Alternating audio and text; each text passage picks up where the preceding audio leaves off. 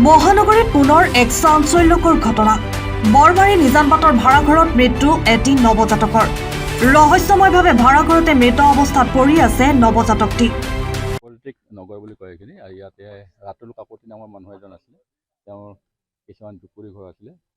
তাতে এজনী মহিলা আজি একমাহ আগতে তেওঁৰ ছোৱালীৰ সৈতে ভাড়া লৈছিলে, তেওঁলোকৰ মালিকনী কোৱা মতে।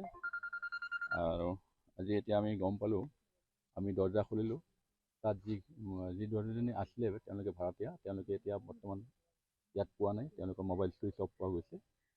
আৰু ভিতৰত আমি দৰ্জা খুলি আমাক তেওঁলোকে ফোন কৈছিল যে ভিতৰত কোনোবা বাচ্চা এটা মৰি থকা বুলি কৈছে। আৰু আমি আমাৰ বিভাগীয় কৰ্তৃপক্ষৰ অনুমতি সাপেক্ষে আমি দৰ্জাটো খুলি ভিতৰত পৰা এটা নৱজাতকৰ মৃতদেহ এটা উদ্ধাৰ কৰিবলৈ সক্ষম হওঁ। সেই বজাৰ কৰা মোনাৰ এখনত আছিলে। এতিয়া বাকী তদন্তৰ কাম আমি আৰম্ভ কৰি দিম। তদন্তৰ পিছত আমি গম পাম যে তেওঁলোকে ক'ৰ পৰা আছিলে, কোন আছিলে। বাকীখিনি আমি পিছত আপোনালোকক জনাই দিম। নাই, এইটো যোৱাকালি তেওঁলোকৰ ঘৰৰ কাষত যিখিনি মানুহ আছে আন ভাড়াতীয়া, তেওঁলোকে কোৱা মতে যে যোৱাকালি দিনৰ 11টা মানত এইটো প্ৰসৱ হোৱা বুলি তেওঁলোকে সন্দেহ কৰিছে। আৰু বৰ্তমান তেওঁলোক কোনো ঘৰত এতিয়া কোনো নাই।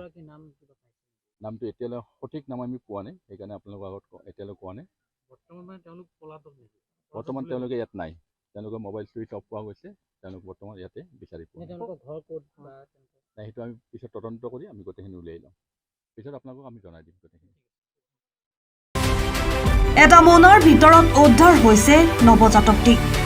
স্থানীয় ৰাইজৰ অভিযোগ অনুসৰি দেওবাৰে জন্ম হৈছিল নৱজাতকটি। জন্মৰ 24 ঘণ্টা পাৰ নহওঁতেই নৱজাতকটি এনেদৰে মোনাৰ ভিতৰত উদ্ধাৰ হোৱা ঘটনাই তীব্ৰ চাঞ্চল্যৰ সৃষ্টি কৰিছে।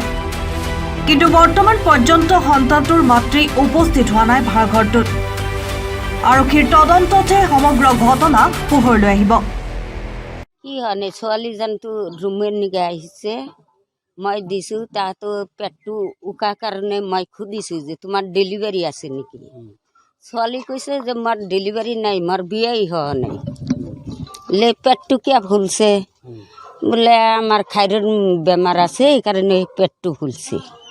এতিয়া থাইৰয়ড বেমাৰে ঠিক তাৰ চলি হৈছে, তথাপিও মায়ে মানা কৰি আছে, ছোৱালীটো মানা কৰি আছে মাৰ চলি হোৱা নাই। এতিয়া চলিটো ৰুমত আছে। কিমান দিনৰ পোৱালি এইটো? পোৱালি দিনই হৈছে, মাথাৰ চুলি হৈছে, মুনু হৈছে, ভৰি হাত গোটাই হৈছে। মায়ে মেডিকেলত বোলে গেছে JNCতে ছোৱালীটো নিয়ে। গোন্ধ ওলাইছে এই বাচ্চাটোৰ কাৰণে। বাচ্চাটো মৰা বাচ্চা হৈছে পেটে কেনে। বেগত ভৰাই থৈছে। কিমান বছৰৰ পৰা আছে? নাই, একমাহ হ'ল। ইহঁতো ৰান্ধা বাঢ়ি কাম কৰে বোলে মায়েকে। এতিয়া ক'ত গ'ল? ইহঁতো JNCতে বোলে গেছে মেডিকেলত। কোন কোন থাকে? মায়েকে আর জীয়েকে থাকে। বাচ্চাটো কার? বাচ্চাটো জীয়েকে। কি নাম জীয়েকৰ? সোণালী। ৰাতি কালি 1টা বজাত আহিছে। আহি কেনে আছে ৰুমতে। আজি 10টা বজাত গেছে। নাই, পুলিচে আহিছিল, এনেকে ইহঁতো নাই, ইহঁতো মেডিকেলত গেছে। সেইটোতো গম পোৱা নাই, ইহঁতো কৈ গেছে মেডিকেলত যাওঁ। নাই, পাতা নাই। পুলিচে আহি কেনে চাই গেলা।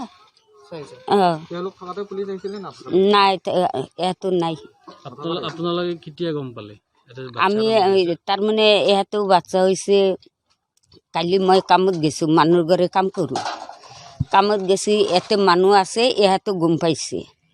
গম পাই কেনে মালিক মাতি আনছিল।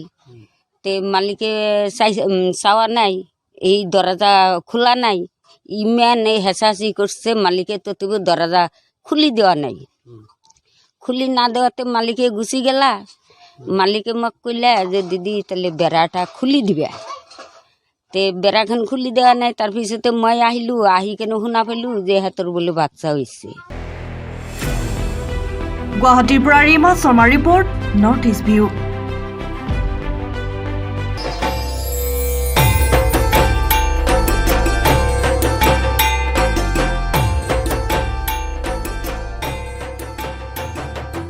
এইবাৰ শাৰদীয় দুৰ্গা পূজা আৰম্ভ হ'ব মেক্সৰ পৰাই, কাৰণ মেক্সে দিছে বাম্পাৰ অফাৰ।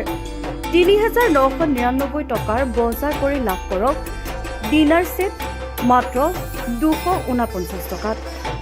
৭,৯৯৯ টকাৰ বজাৰ কৰিলে লাভ কৰক প্ৰেষ্টিজ মিক্সাৰ গ্ৰাইণ্ডাৰ মাত্ৰ ৫৯৯ টকাত।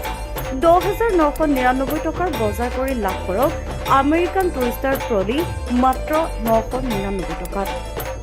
আহক এইবাৰ পূজাৰ বজাৰ কৰক মেক্সৰ সৈতে।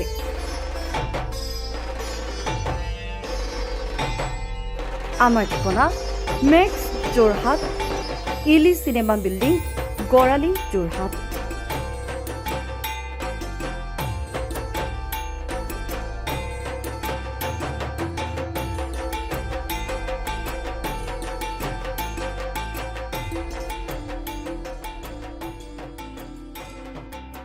অসমীয়া গহনাৰ প্ৰতি মোৰ আছে বিৰাটেই দুৰ্বলতা, কিন্তু পচন্দৰ গহনা বিচাৰি দোকানে দোকানে ঘূৰি ফুৰিবলৈ সময়ৰ অভাৱ। সেয়েহে মই আহিছো সুঞ্জনী জুৱেলাৰীলৈ। ঢোলবিৰি, জোনবিৰি, দুগদুগীকে আদি কৰি বিভিন্ন পৰম্পৰাগত অসমীয়া গহনাৰ লগতে ইয়াত পাব বিশুদ্ধ সোণৰ অসমীয়া গহনা। দেখুৱাব নেকি? সুন্দৰ কাপোৰযোৰৰ লগত দুপত ধুনীয়া অসমীয়া গহনা পিন্ধি নিজকে সজাই ওলাই যাবলৈ এতিয়া আৰু চিন্তা কৰাৰ প্ৰয়োজন নাই, কাৰণ ৰূপৰ ওপৰত সোণৰ কাম কৰা অসমীয়া গহনাৰ লগতে খাটি সোণেৰে তৈয়াৰী অসমীয়া গহনা এতিয়া পাব আপোনাৰ নিচেই ওচৰতে। আজি আহক যোৰহাটৰ সুঞ্জনী জুৱেলাৰীলৈ। সুঞ্জনী জুৱেলাৰী BIS হলমাৰ্কযুক্ত তথা অসমীয়া গহনাৰ নিৰ্ভৰযোগ্য প্ৰতিষ্ঠান, 80 ৰোড, তৰাজান, যোৰহাট। যোৰহাট জেল ৰোডৰ সমীপত আৰোগ্য ডায়েগনষ্টিক চেণ্টাৰত সকলো ধৰণৰ স্বাস্থ্য পৰীক্ষা উপলব্ধ। লগতে জ্যেষ্ঠ নাগৰিকৰ কাৰণে বিশেষ ৰেহাইৰ ব্যৱস্থা কৰা হৈছে। আমাৰ ইয়াত আল্ট্ৰাছ'ন'গ্ৰাফি, ক্লিনিকেল পেথলজি, মাইক্ৰ'বায়'লজি, মিষ্টোপেথলজি, ECG, ইক'কাৰ্ডিঅ'গ্ৰাফিকে ধৰি বিভিন্ন পৰীক্ষা কৰা হয়।